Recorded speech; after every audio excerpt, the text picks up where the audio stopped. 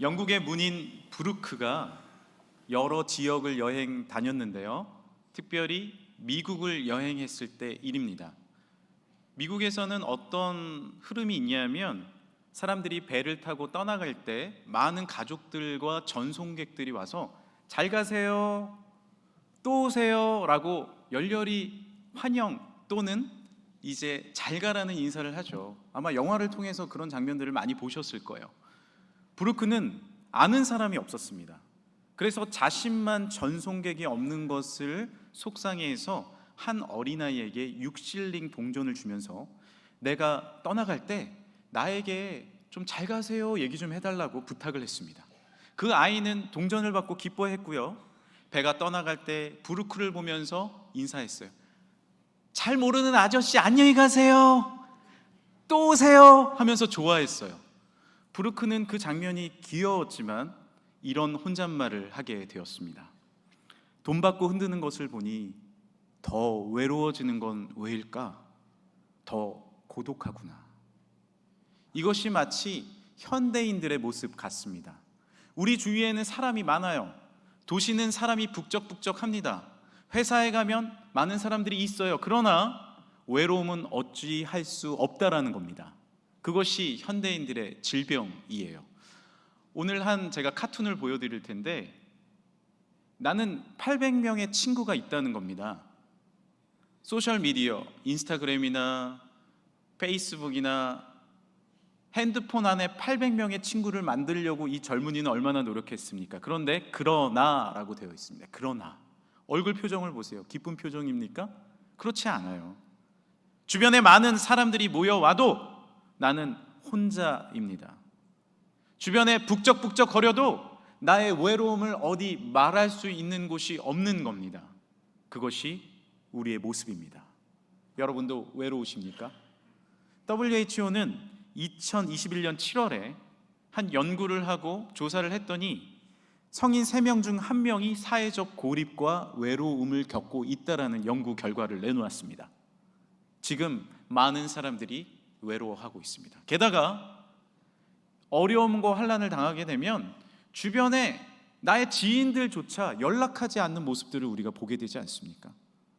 평소에는 그렇게 잘 나를 돕는 사람들도 어려움을 겪으면 내가 철저히 혼자인 것을 내가 경험하게 됩니다.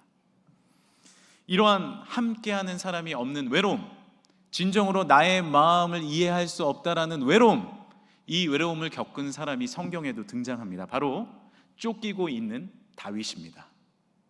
다윗은 한때는 전쟁 영웅이었죠. 많은 사람들이 좋아했습니다. 그런데 문제가 생겼어요. 백성들이 노래를 부릅니다. 성경에는 이 노래 가사만 나오지만 제가 추측하면서 노래를 한번 붙여보도록 하겠습니다.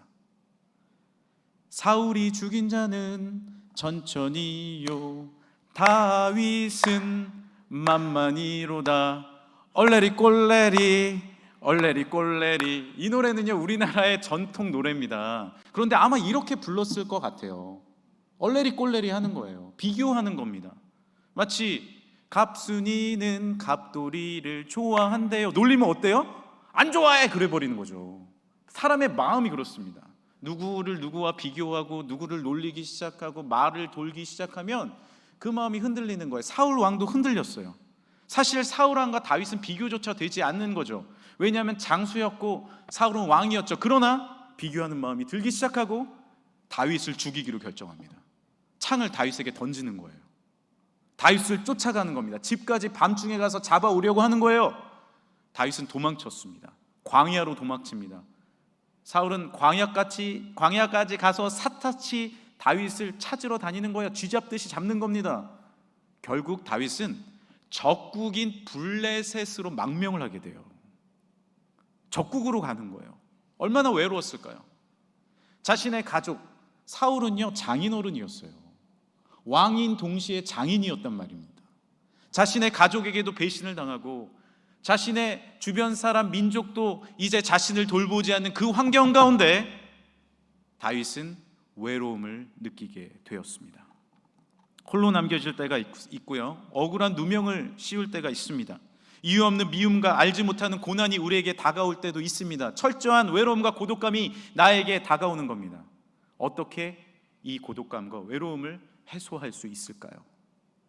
세상에서는 여러 가지 방법들을 우리에게 제시합니다.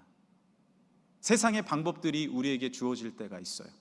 제가 아는 어떤 분도 내가 모든 게 해결이 안 되니까 어떤 미신적인 부분, 어떤 주술적인 부분, 또 꿈을 꿔도 다 그걸 연결시켜 가지고 해소하는 분이 있더라고요. 한 번은 어떤 분이 꿈을 꿨는데 돼지 11마리가 나왔대요, 꿈에. 그리고 꿈에 용 11마리가 나왔어요. 용하고 돼지 11마리가 손흥민처럼 축구 경기를 했다는 겁니다. 이 꿈은 대박 꿈이라는 거예요. 대박 꿈. 그래서 복권을 샀대요. 그래서 제가 물어봤어요. 그러면 그 복권이 당첨됐나요? 그러니까 안 됐대요. 왜 안 됐어요? 하니까 심판이 개였대요. 개가 이게 심판을 보니까 안 됐다는 거예요. 아니, 이 꿈도 연결시키고 저것도 연결시키고 다 연결시키면서 자신의 어떤 잘못돼 가는 것들, 외로움, 고독을 해소하려고 합니다. 그러나 해소가 됩니까? 해소가 안 되는 거죠. 다윗은 세상의 여러 가지 방법들, 나의 운, 어떤 럭키, 언럭키 이런 것들로 해소하려는 게 아니라 철저히 어려운 상황 가운데서도 하나님을 바라봤습니다. 할렐루야! 나의 피난처와 나의 모든 문제를 해결하실 분은 오직 여호와 하나님임을 내가 고백하며 주님을 의지하고 기도한 거예요. 다시 기도하는 겁니다. 할렐루야! 다시 주님의 뜻대로 살아가는 거예요. 이런 찬양이 있지 않습니까? 나의 피난처 예수 의지해요. 나의 피난처 예수 의지해요. 나의 가는 길에 거센 바람 몰아쳐와도 나의 피난처 예수 의지해요. 할렐루야. 이 찬양은요, 시편 46편 다윗의 시에, 다윗의 노래에 착안한 그 찬양이에요. 다윗은 이렇게 고백했습니다. 시편 46편 1절에 하나님은 우리의 피난처시요 힘이시니 환난 중에 만날 큰 도움이시요 그러므로 땅이 변하든지 산이 흔들려 바다 가운데 빠지든지 바닷물에 솟아나고 뛰놀든지 그것이 넘침으로 산이 흔들릴지라도 우리는 두려워하지 아니하리로다. 할렐루야. 산이 흔들리고 바다가 흉흉하고 모든 파도가 나에게 다가와도 나는 흔들리지 않는다는 거예요. 이 수많은 외로움과 고독감 가운데도, 세상의 환난과 고난 가운데도 나는 여호와 하나님이 피난처임을 고백하는 겁니다. 할렐루야. 그것을 믿는 믿음으로 나아가는 거예요. 인간에게 도움을 받는 것은 한계가 있습니다. 분명히 한계가 있어요. 우리가 세상적인 방법으로 이 외로움과 고독감을, 문제를 해결하는 것 한계가 있습니다. 그러나 하나님은 한계가 없으신 놀라운 분임을 믿으시길 바랍니다. 하나님을 바라보면요, 예기치 못한, 예상하지 못한 돕는 손길로 우리를 도우시는 거예요. 다윗도 여러 가지 이런 환난과 어려움과 외로움 가운데 있었지만 주님을 의지하고 하나님의 방법대로 사니 하나님이 예상하지 못하는 돕는 손길을 보내주십니다. 어떤 손길을 보내주셨을까요? 오늘 본문 말씀에도 많은 사람들이 다윗에게 돌아왔다라고 기록되어 있습니다. 돌아오게 하시는 거예요. 홀로 있는데 하나님이 믿음의 사람들을 붙여주시는 겁니다. 어떤 사람을 붙여주셨을까요? 오늘 본문 말씀의 좀 앞부분을 보겠습니다. 역대상 12장 1절입니다. 다윗이 기스의 아들 사울로 말미암아 시글락에 숨어 있을 때 그에게 와서 싸움을 도운 용사 중에 든 자가 있었으니 그들은 활을 가지며 좌우 손을 놀려 물매도 던지며 화살도 쏘는 자요 베냐민 지파 사울의 동족인데, 베냐민 지파 사울의 동족인데 그 이름은 이러하니라. 누구의 동족이라고요? 사울의 동족입니다. 지금 다윗을 죽이려고 혈안이 되어 있는 사람이 누구입니까? 사울이에요. 사울은 마치 원수와 같습니다. 그러나 하나님은요, 역사해 주시면 원수의 동족을 통해서도 우리를 도우십니다. 할렐루야. 하나님이 역사하시면요, 정말로 예기치 못한 그 사람이 나를 돕는 거예요. 때로는 우리 주변의 가족들이, 나의 주변의 지인들이 나를 도울 것 같지만 하나님은요, 정말로 생각하지 못하는 사람을 통해서 우리를 도우실 때가 있습니다. 그것이 하나님의 능력입니다. 우리 주위에 사람이 없다 할지라도 하나님은 놀라운 은혜를 베푸셔서 원수의 동족이라도 우리를 돕는 손길로 역사해 주십니다. 쉰들러라는 사람 아시죠? 오스카 쉰들러. 그 사람은 독일 사람이에요. 그리고 유태인들이 학살을 당할 때 그것을 기회로 삼아서 유태인이 운영하고 있는 공장을 인수합니다. 쉽게 인수하는 거죠. 나치 당원이 됩니다. 당원이 돼야 자기가 출세할 수 있으니까요. 세상적인 눈이 밝습니다. 그리고 자신의 이익만을 위해 살아갑니다. 그런데 유대인 회계사 스턴을 만나면서 마음에 흔들림이 있는 거예요. 너무 좋은 사람인데 유대인이에요. 잡혀가게 생겼어요. 흔들리는 거예요. 그리고 스턴을 통해서 얼마나 많은 유대인들이 지금 학살을 당하고 있는지 깨닫게 되고 알게 됩니다. 알아보니 실제로 목욕탕으로 넣어놔서 가스를 틀고 이해할 수 없는 방법으로 자신의 독일인이 그렇게 학살을 하고 있는 것을 알게 된 거예요. 이제 돌이키게 됩니다. 마음을 돌이켜요. 그리고 스턴과 함께 리스트를 적습니다. 어떤 리스트예요? 쉰들러 리스트. 자신이 살려야 될 유태인들의 이름을 적는 거예요. 그리고 많은 방법과 하나님의 방법을 간구하면서 한 명 한 명 한 명 한 명 끄집어내서 1100명의 유대인들이 살아납니다. 이것이 영화로 돼서 쉰들러 리스트라는 영화를 보신 분들이 많을 거예요. 마지막 장면이 어떻습니까? 유대인들이 꽃을 들고 쉰들러의 묘지에 하나하나 놓는 거예요. 지금도 고마워하는 거예요. 학살당한 사람에 비해서는 많지 않은 1100명이라고 할지라도 우리의 생명을 너무나도 소중하게 여겨줬던 원수의 동족을 기리는 겁니다. 우리는 홀로 있지 않습니다. 할렐루야! 하나님이 도우시고요, 하나님은 내가 생각하지 못한 원수의 동족이라도 일으키십니다.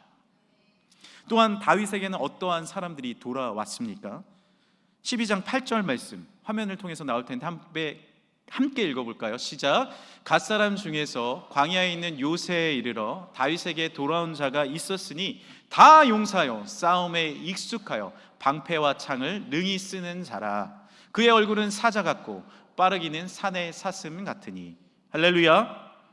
홀로 있을 그때 하나님은 용사를 보내주신 거예요.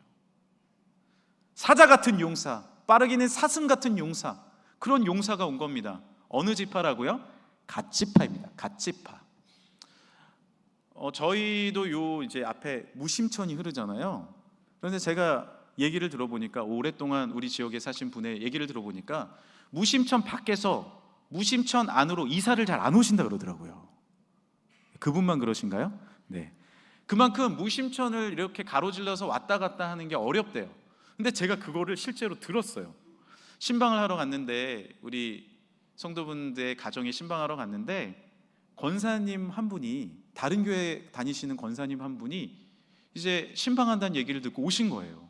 그래서 아니 저희 교회 신방인데 어떻게 오셨어요? 하니까 저희 교회 예배를 온라인으로 많이 들으셨대요. 그러면서 제가 실물이 난지 방송이 난지 보고 싶으셨대요. 네. 그래서 잘 오셨다고 이제 예배를 드리는데 실물이 낫다고 말씀을 해주셨습니다. 근데 권사님께서 말씀하시기를 제가요 예배 드리려고 무심천 건너서 왔어요 이러시는 거예요. 그래서 야 진짜 무심천이 기가 막힌 천이구나. 근데요 이스라엘도 요단강이 흘렀거든요. 큰 강입니다. 무심천 정도가 아니라 큰 강이에요. 그 강을 건넌다는 건요, 그때는 교통수단도 발달되어 있지 않았습니다. 배도 많지 않았어요. 어려운 일입니다. 그래서 이스라엘 세 지파는 요단강 서편에, 그리고 요단강 동편에, 나머지 지파는 요단강 서편에 머물러 있었어요. 그 지파들 사이에 언약을 맺어요. 우리 싸우지 말자고. 너무 먼 지역이니까 우리 나중에 서로 모른 척하고 싸우지 말자고 언약을 맺을 정도로 먼 지역이었습니다. 그런데 오늘 갓지파는요 요단강을 건너왔어요. 게다가 같은 나라가 아니라 적국인 블레셋 지역까지 찾아온 겁니다. 먼 지역에, 정말로 우리가 다다를 수 없는 지역이라고 할지라도 하나님이 역사하시면 그곳에서도 우리를 돕는 줄 믿으시길 바랍니다. 그것이 하나님의 역사예요. 하나님의 운행하심입니다. 우리는 시공간의 한계를 갖고 있는 사람입니다. 멀리 있으면 도울 수가 없어요. 그러나 하나님의 역사는 어떤지 아십니까? 우리가 이곳에서 기도할지라도 지구 반대편에 있는 우리의 지인, 친척이라도 하나님이 응답하십니다. 그것이 역사입니다. 할렐루야. 이제 수술을 받는 수술대 위에 있는 분 홀로이죠? 그렇지 않아요. 누군가 여러분을 위해 기도해 줄 때, 그 기도는 놀랍게 하나님께서 응답하셔서 수술대 위에서 역사하시는 줄 믿으시길 바랍니다. 그것이 하나님의 역사인 거예요. 이런 찬양이 있잖아요. 누군가 널 위해 누군가 기도하네. 제가 외로웠을 때가 있습니다. 우리 아내 만나기 전에입니다. 외로웠을 때. 그런데 이제 청년 때 이 찬양을 기타를 치면서 부르는데 눈물이 너무 나는 거예요. 힘들고 어려웠을 때였어요. 그런데 이 찬양의 2절 가사가 참 은혜가 됐습니다. 2절 가사는 이와 같아요. 당신이 외로이 홀로 남았을 때 당신은 누구에게 위로를 얻나 주님은 아시네 당신의 마음을 그대 홀로 잊지 못함을. 우리 아시는 분 같이 한번 찬양할까요? 조용히 널 위하여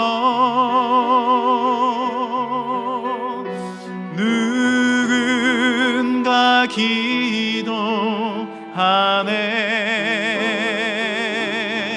내가 홀로 외로워서 마음이 무너질 때 누군가 널 위해 기도하네.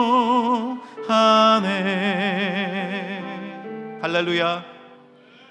누군가가 나를 위해서 기도해주고 있습니다. 아무도 없다고 생각할 때 성령님이 말할 수 없는 탄식으로 여러분을 위해 기도해주고 있습니다. 아무도 없이 홀로 있다라고 엘리야가 기도할 때 하나님이 7,000명이 너를 위해서 함께한다라고 말씀해 주십니다. 때로는 내가 홀로 있을 때 멀리 있는 그 사람들이 나에게 와서 함께 위로해 주는 놀라운 역사가 주어지는 줄 믿습니다. 우리 역사에 가슴 아픈 역사가 있습니다. 단종이죠. 단종의 이야기는 참 슬픕니다. 아버지 문종이 몸이 약해서 2년밖에 왕을 하지 못했어요. 아들 단종을 14살 이른 나이에 세우죠. 그런데 그의 삼촌 수양대군이 권력에 욕심을 냅니다. 그리고 마침내 단종을 폐위시키고 저 멀리 영월로 유배 보냅니다. 자신이 세조 왕이 된 거죠. 그 유배지를 가보신 적이 있습니까? 저는 영월을 가봤습니다. 참으로 우리나라에 이런 곳이 있을까 싶을 정도로 오지이고 빠른 물살 가운데 섬도 아닌 섬인 작은 땅이 하나 있습니다. 저기를 넘어가야 단종이 사는 유배지를 갈 수 있는 거예요. 어떤 배를 타야 되는데요, 여러분, 배가요 그 물살을 뚫고 섬에 들어가기 어려워요. 그래서 끈을 달아가지고 끈을 잡아 당겨야 거기 갈 수 있어요. 신기하지 않습니까? 그 물살이 굽이 돕니다. 굽이 칩니다. 거기서 외로이 단종이 홀로 있는 거예요. 얼마나 외로웠을까요? 고독했을까요? 그런데 그는 홀로였지만 혼자가 아니었어요. 그의 정통성을 바라보며 영월 쪽을 바라보며 늘 눈물 흘리는 백성들이 있었고 많은 신하들이 있었습니다. 단종은 그 중심으로 위로를 받았고 백성도 단종이 멀리 있지만 살아있다는 것에 위로를 받았습니다. 여러분, 우리가 혼자라고 생각하는 것, 환경이 절대 결정하는 것이 아닙니다. 우리가 하나님을 바라보고 의지하면 우리 구주 예수 그리스도의 십자가의 능력과 그 부활의 은혜가 우리 가운데 임하는 줄 믿으시길 바랍니다. 주님이 우리와 함께 하시는 줄 믿습니다. 또한 누군가 날 위해 기도해 주는 그분이 나와 동행해 주는 겁니다. 하나님은 예기치 못한 도움으로 우리에게 역사해 주십니다. 또 한 지파의 사람들이 돌아왔어요. 어떤 사람이었냐면요, 역대상 12장 19절에 보면 다윗이 전에 블레셋 사람들과 함께 가서 사울을 치료할 때 므낫세 지파의 두어 사람이 돌아왔다라고 되어 있습니다. 이 스토리는 제가 조금 설명을 드려야 될 것 같아요. 므낫세 지파 두어 사람이 돌아왔을 때 한 문제가 생겨요. 전쟁이 일어난 겁니다. 다윗이 어디 있었다고요? 블레셋 망명을 했죠. 그런데 블레셋 왕이 부른 거예요. 다윗, 전쟁이 일어났다. 우리와 함께 전쟁터로 나가자. 그 전쟁이 어떤 전쟁인지 아십니까? 자신의 민족 이스라엘과 전쟁이 일어난 거예요. 자신은 어쩔 수 없이 망명 왔는데 자신의 아비, 어미, 수많은 사람들의 창을 겨누어하는 그런, 화를 겨누어하는 그런 어려움에 처해진 겁니다. 여러분이 마치 조선시대에 살고 있다면 예를 들어 보겠습니다. 정치적으로 문제가 생겨서 망명을 일본으로 간 거예요. 여러분이. 그래서 일본에 있는데 일본 왕이 부릅니다. 자, 우리가 전쟁이 일어났는데 조선과의 전쟁이다. 창을 들고 활을 들고 그곳에 싸워 나가라. 네가 해결하라 라고 했을 때 얼마나 우리가 당황스러울까요? 우리가 삶을 살아가다 보면 이러한 앞도 뒤도 막히고 옆도 막히고 위아래도 막히는 어찌할 바를 모르는 정말 예기치 못한 어려움이 주어질 때가 있습니다. 그러나 이때 하나님은 놀라운 방법으로 우리의 길을 열어주시는 줄 믿습니다. 어떤 젊은 가정이 저에게 와서 상담을 하는 거예요. 남편분이 와서, 목사님 어떻게 하죠? 왜 그럽니까? 어머니와 아내가 사이가 좋지 않아요. 고부간의 갈등인 거죠. 제가 엄마 편을 들어야 됩니까? 아내 편을 들어야 됩니까? 그래서 제가 이렇게 대답해 줬습니다. 정말 어려운 문제입니다. 큰 지혜가 필요합니다. 그리고 같이 간절히 기도했어요. 그리고 제가 이렇게 얘기해 줬어요. 힘들겠지만 두 분에게 잘하세요. 하나님의 사랑으로 주님이 역사하실 줄 믿습니다. 할렐루야. 그리고 얼마 안 있다가 연락이 온 거예요. 하나님 은혜를 주셨어요. 하나님께서 관계를 풀어주셨어요. 할렐루야. 다윗이 이렇게 예기치 못한 어려움이 주어졌을 때 갑자기요 신하들이 나서는 거예요. 블레셋 신하들이 안 된다는 거예요. 다윗 데려가면 안 된다는 거예요. 왕은 데려가겠다는 거예요. 왕의 말이 중요하지 신하의 말이 중요합니까? 그런데 왕을 막 설득하는 거예요. 그거는 거기에 또 신하들의 알력이 서로 존재했습니다. 아니 다윗이 자기보다 유명해지면 안 되잖아요. 그래서 이렇게 얘기한 거예요. 다윗이 가서 배신하면 어떡합니까? 안 됩니다, 안 됩니다. 왕은 데려가고 싶었지만 이 문제가 해결함을 입는 거예요. 할렐루야. 이렇게 하나님이 놀라운 피할 길을 내어 주십니다. 제가 이제 신대원을 준비할 때 그때는 신학대학원 들어가기가 참 어려웠어요. 막 6대1, 7대1 그랬습니다. 그래서 뭐 재수, 삼수, 사수, 오수 많았습니다. 근데 제가 초시를 보는데 참 바로 들어가고 싶었던 거예요. 왜냐하면 저희 그때 사귀었던 지금의 제 아내가 저한테 만약에 이번 시험에 떨어지면 헤어지겠다 엄포를 놨습니다. 어떻게 그러실 수가 있을까요? 그러니까 제가 이제 결혼도 해야 되겠다, 또 빨리 들어가서 안정도 해야겠다, 그래서 여러 가지로 합격하고 싶은 마음이 있었는데 갑자기 저를 스터디를 가르쳐 주셨던 선배가 부르는 겁니다. 너 당장에 교회 사역 다 그만두라는 거예요. 너 뭐뭐 하고 있냐는 거예요. 아, 교사하고 있고요, 찬양대 하고 있고요, 찬양팀 하고 있고요, 막 이것저것 하니까 6개 되는 거예요. 신대원 공부가 그렇게 쉽게 되는 거 같아? 너 대학원 그렇게 들어가려면 당장 다 그만두고 예배만 드려. 아니 생각해보면 내가 하나님의 일을 하겠다고 신학대학원에 들어가겠다는데 어떻게 이걸 다 내려놓습니까? 못하겠는 거예요. 그런데 내려놓으라는 거예요. 합격하려면 내려놓으라는 거예요. 합격은 해야겠죠. 사역도 해야겠죠. 공부도 해야겠죠. 연애도 해야겠죠. 결혼도 해야겠죠. 어떻게 합니까? 그런데 기도를 해보면 하나님이 말씀하시는 거예요. 하나님의 방법대로 하라. 할렐루야. 하나님의 방법대로 하라는 거예요. 다윗을 생각해 봤습니다. 다윗은 사울왕이 들어갔을 때 신하들은 쳐 죽이라는 거예요. 당신의 원수가 왔으니까 쳐 죽이라는 거예요. 그러나 왕이니까 기름 부음 받은 자잖아요. 하나님의 기름 부음 받은 자잖아요. 이럴 수도 없고 저럴 수도 없고 옷깃만 살짝 빼고, 왕이시오 왜 저를 이렇게 괴롭히십니까? 저는 왕을 이렇게 사랑하는데 보시지 않습니까? 다윗은 항상 하나님의 방법대로 살아간 왕이었어요. 그 생각이 나더라고요. 하나님의 방법대로 하자. 하나님이 주어진 대로 최선을 있는 순간에 다 하자. 사역을 그만두지 않았죠. 그런데 놀라운 일이 벌어졌어요. 물론 사역은 다 했지만 교회에서 갑자기 목사님이 사역을 이렇게 묶어주시는 거예요. 너무 많다 사역이.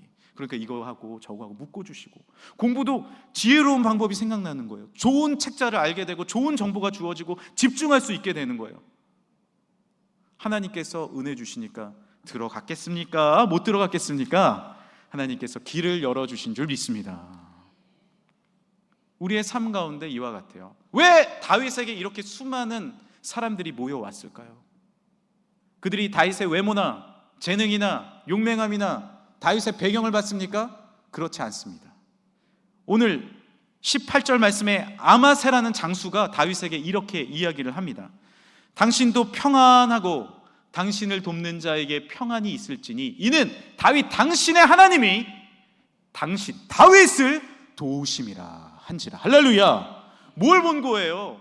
함께 모인 자들이 뭘 본 거예요?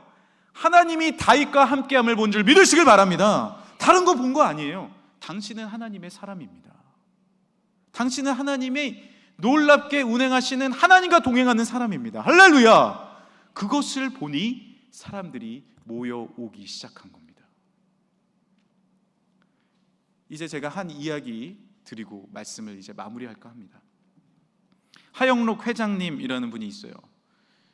미국에서 정말 큰 회사를 운행하고 있고 지금 전 세계에서 젊은이들이 가장 오고 싶어 하는 회사를 지금 팀 하스의 CEO입니다. 이 하영록 회장님이 젊은 시절에 어떤 유명한 건축 회사에 입사를 한 거예요. 실력이 뛰어났습니다. 계속해서 고속 승진을 하는 거예요. 30대 임원이 됐습니다. 놀랍지 않습니까? 그런데 그때 자신이 다 이루었다고 모든 것을 할 수 있다고 생각할 그때 심장 빈맥증이 자신에게 발병한 것을 알게 됩니다. 심장이 갑자기 뛰기 시작하면요 정신없이 뛰는 거예요. 그러다가 호흡곤란이 와서 죽을 수 있는 어려운 질병입니다. 방법은 심장 이식밖에 없습니다. 지금에서 한 30-40년 전이니까 심장 이식이 쉽습니까? 제공해주는 사람도 만나기 어렵고요. 병원에 입원을 했습니다. 점점 죽어가는 거예요. 아무것도 아닌 거예요. 그때 문 두드리는 소리가 들려요. 몇 개월을 지난 다음에 자신의 주치의가 문을 열고 들어옵니다. 하영록 씨, 기적이 일어났어요. 당신에게 꼭 맞는 심장이 제공되었습니다. 이제 이번 주에 수술하면 당신은 살아요! 라고 이야기를 했어요. 그런데 하영록 회장님은 기쁘지 않은 거예요. 왠지 아십니까? 말씀을 읽는데 자기가 회개하면서 말씀을 읽는데 놀라운 깨달음이 있는 거예요. 하나님 정말 사랑해야 되는구나. 내가 다시 하나님 바라봐야 되는구나. 그러면서 또 주어진 마음이 뭐였냐면 내가 이웃을 내 몸과 같이 사랑해야 되는구나. 지금까지 살아온 걸 보니까 내가 내 이기심만을 위해서 산 거예요. 남의 머리를 밟고 올라온 거예요. 철저히 회개했습니다. 그러면서 하나님 앞에 고백했어요. 이렇게 하나님 앞에 서원하며 기도한 겁니다. 하나님, 이제 내가 이웃을 위해 살겠습니다 라고 고백을 한 거예요. 그런데 옆방에 누군가 죽어가고 있는 것을 알게 된 거예요. 어떤 한 아주머니가 똑같은 자신과 같은 심장 질병으로 죽어가는 겁니다. 나는 한두 달 살 수 있는데 이분은 한두 주밖에 못 산다는 걸 알게 된 거예요. 이 소식을 들었을 때 어떤 마음이 생겼냐면 하나님, 이 심장은 내 것이 아니군요. 내가 이 심장을 이식받아야 되는데 내 것이 아니군요 라는 생각이 바로 든 거예요. 왜냐하면 지금까지 내가 잘못한 게 너무 많으니까. 이제 하나님의 뜻대로 살기로 결단했는데 이것이 나에게 처음으로 주어진 하나님의 테스트임을 알게 되었습니다. 그리고는 심장을 양도합니다. 그 여인은 살았고 하영록 회장님은 점차 죽어가고 있었어요. 우리의 삶에 우리의 뜻대로, 우리의 계획대로, 나의 생각대로 모든 것이 이루어질 것 같습니다. 그러나 때로는 하나님의 방법대로 사는 것을 결정할 때 놀라운 하나님의 호의, 능력, 페이버가 임합니다. 할렐루야! 한 달 후에 아무도 이 심장이 그렇게 쉽게 구해지지 않잖아요. 한 달 후에 의식불명에 들어갈 때 심장이 주어진 거예요. 그리고 이식을 받고 살아났습니다. 그때부터 이 정신으로 사는 거예요. 우리 기업은 나의 기업이 아니다. 우리의 가정은 하나님의 복음을 전하는 가정이다. 할렐루야! 그렇게 살아간 거예요. 그런데 그때부터 놀라운 길이 열리는 거예요. 멀리서도 자신을 도우러 오는 일이 주어집니다. 여러분 궁금하신 분은 P31 또는 페이버라는 이분이 쓴 책을 보세요. 멀리서도 돕는 손길이 주어지는 거예요. 원수의 동족이 나를 돕는 겁니다. 다윗과 같은 기적이 이루어지는 거예요. 하나님 앞에 피할 길을 얻는 겁니다. 할렐루야! 그 놀라운 능력으로 주어져서 이 기업을 일궈냈다라는 간증을 하시는 거예요. 왜 우리에게 멀리서 돕는 손길이 주어집니까? 내가 이 예기치 못하는 수많은 손길을 왜 내가 얻을 수 있습니까? 이 외로움을 내가 어떻게 해소합니까? 우리는 세상적인 방법으로 해소하려고 합니다.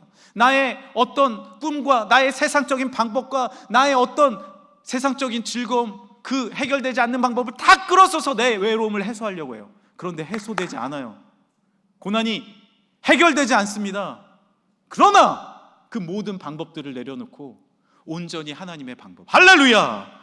하나님의 능력, 하나님의 은혜, 오히려 이웃을 사랑하고 섬기는 하나님의 방식대로 살아갔을 때 다윗에게 놀라운 돕는 손길들이 주어지는 겁니다.